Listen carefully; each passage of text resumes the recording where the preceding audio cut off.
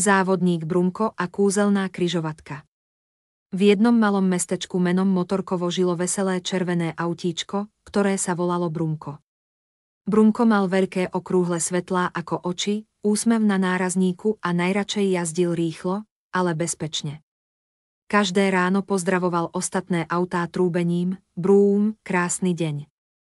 Jedného dňa sa v mestečku chystal veľký priateľský pretek, na ktorý sa tešili všetky autá. Nebol to pretek o rýchlosti, ale o odvahe, dobrom srdci a múdrosti. Autíčka mali prejsť rôznymi úlohami a na konci získali zlatú stuhu za priateľstvo. Brumko sa už nevedel dočkať. Dnes ukážem, čo dokáže malé autíčko s veľkým srdcom, zvolal. Úloha 1. Most odvahy.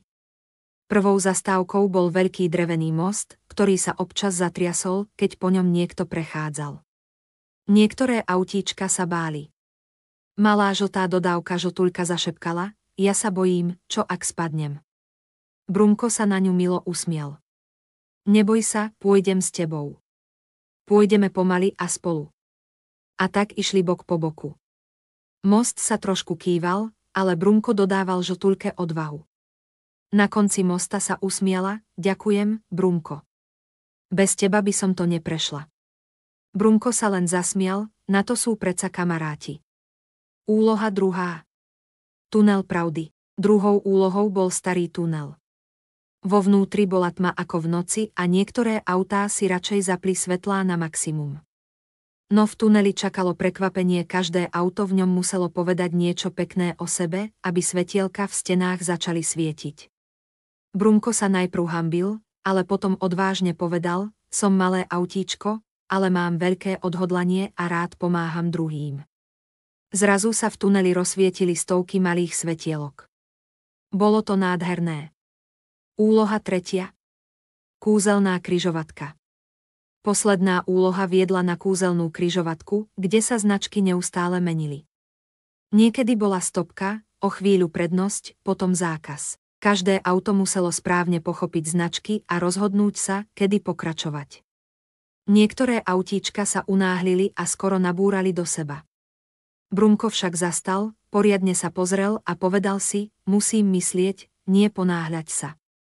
Keď sa značka zmenila na zelenú šípky, Brumko pokojne prešiel križovatkou.